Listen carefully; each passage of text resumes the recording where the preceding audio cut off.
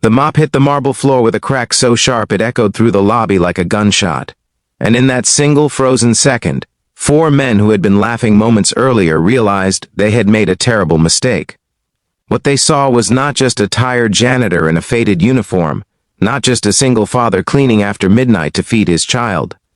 What they saw, too late, was a man who had survived far worse than them, a man whose past was about to come rushing back like a storm, and standing across the lobby, watching it all unfold with widening eyes, the CEO suddenly went pale, because he recognized the way that man stood, the way he moved, and the identity he had buried years ago.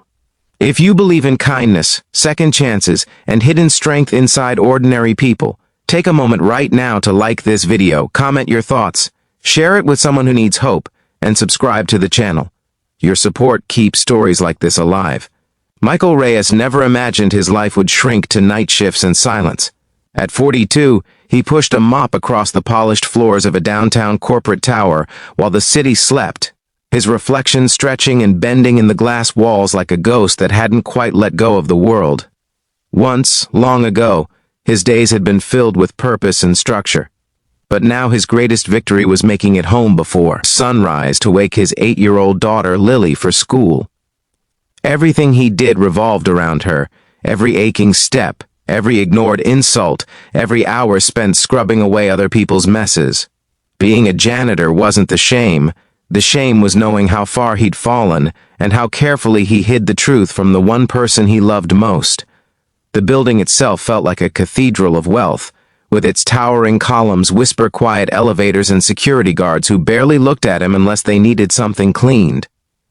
Michael knew every corner of the place, every scuff mark on the floor, every coffee stain that appeared like clockwork each morning. Most nights passed without incident, just the hum of fluorescent lights and the steady rhythm of work. But there were nights when exhaustion pressed so hard on his chest that he had to stop, lean on his mop, and breathe through the memories he tried desperately to forget. Memories of discipline, of commands barked in chaos, of a life where weakness could get you killed. Michael had learned to be invisible. He kept his head down, spoke only when spoken to, and let people assume what they wanted about him. To most, he was just another janitor. Quiet, slightly stooped, forgettable. What they didn't see were the scars beneath his uniform, or the way his eyes scanned rooms automatically, always aware of exits and threats. He told himself that invisibility was safety, that blending into the background was the best way to protect Lily from a past that could swallow them both. But the past has a way of finding you, no matter how hard you run. That night, the building was louder than usual. A late corporate celebration had spilled over into the lobby, 4 men in expensive suits laughing too loudly, their voices sharp with entitlement. Michael tried to work around them, moving his mop quietly, but one of them kicked over a wet floor sign and laughed as it skidded across the marble. Another made a joke at Michael's expense, something about knowing your place. Michael said nothing. He never did. He focused on the floor, on the simple motion of cleaning, on the image of Lily asleep with her stuffed bear tucked under her chin. The laughter escalated, fueled by alcohol and arrogance. One man blocked Michael's path. Another reached out and grabbed the mop handle, twisting it just enough to test him. There was a moment, small, almost invisible, where Michael's shoulders straightened and his breathing changed. It was the moment when years of restraint met instinct. He asked them calmly to move, his voice low and steady. That calmness, instead of diffusing the situation, seemed to provoke them. They surrounded him, 4 against 1, convinced that power lived in numbers and money. What happened next was fast, brutal, and unforgettable. The mop, still wet and heavy, became an extension of Michael's body. He moved with precision, not anger, using balance and momentum the way muscle memory demanded. A sweep of the handle knocked one man's legs out from under him. A sharp pivot sent another crashing into a pillar. The third barely had time to react before the mop struck his wrist, forcing him to drop his drink with a cry of pain. The fourth lunged, desperate and reckless, and Michael sidestepped, using the man's own weight to slam him to the floor. It was over in seconds.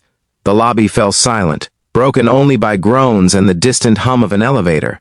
Michael stood there, chest rising and falling, the mop held loosely in his hands. He hadn't meant for it to happen. He hadn't wanted to reveal anything. But once the line was crossed, there was no going back. Security rushed in, shouting, radios crackling, but they hesitated when they saw the men on the ground, and the janitor standing calm and unmoved. And then, from the edge of the crowd, the CEO stepped forward. Daniel Whitmore had built his empire on control and perception. As the head of the company that owned the building, he was used to commanding rooms, used to being the most powerful man present. But the moment his eyes locked onto Michael, something inside him shifted. He recognized the stance, the controlled breathing, the way Michael assessed the room even after the fight was over. It wasn't just familiarity, it was history. Daniel felt his throat tighten as a name surfaced in his mind, a name attached to a past he thought was buried. The CEO froze, his confidence draining away as realization set in. Years earlier, Daniel had worked closely with an elite government unit as part of a high-level security initiative. He had met men forged in pressure, men trained to survive chaos and protect others at all costs. One of them had stood out, not for loudness, but for quiet leadership, for unwavering discipline.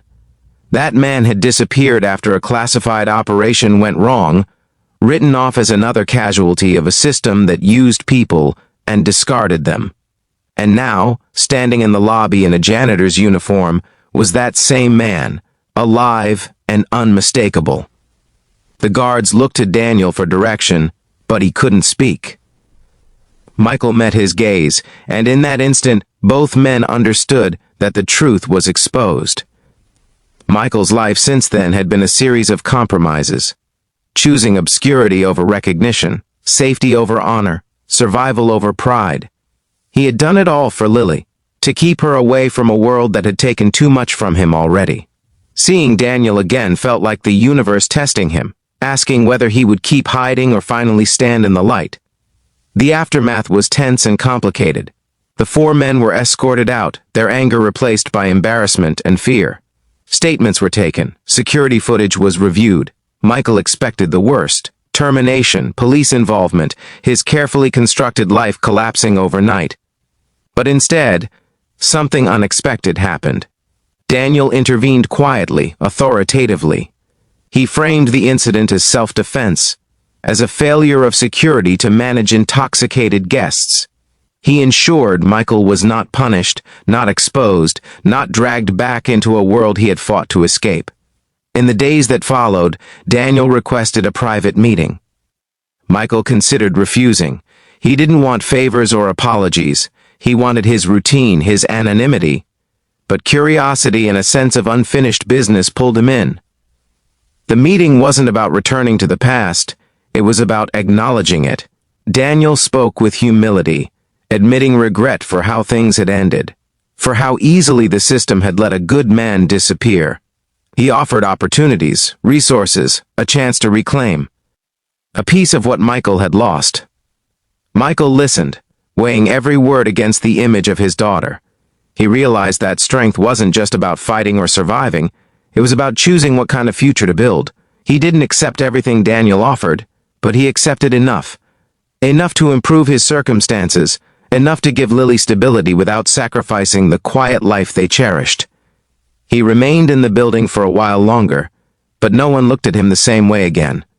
Not with fear, but with respect. Lily noticed the change before anyone else.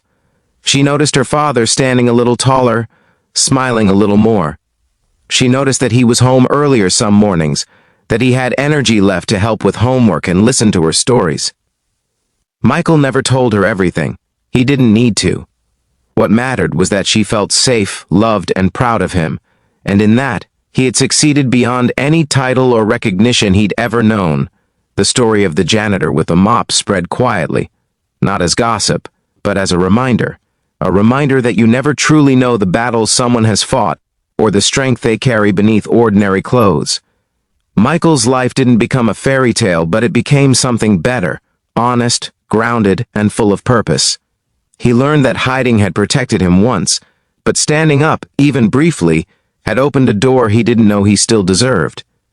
If this story has touched your heart, please take a moment now to like this video, share it with someone who needs inspiration, and subscribe to the channel.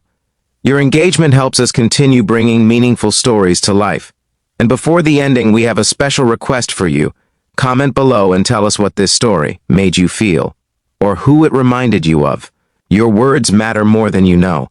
Michael still cleans floors some nights, not because he has to, but because he chooses to. He chooses humility over ego, presence over power. And every time he grips a mop handle, he remembers that strength doesn't disappear just because life takes a turn. Sometimes it waits patiently, hidden in plain sight, until the moment it's needed most.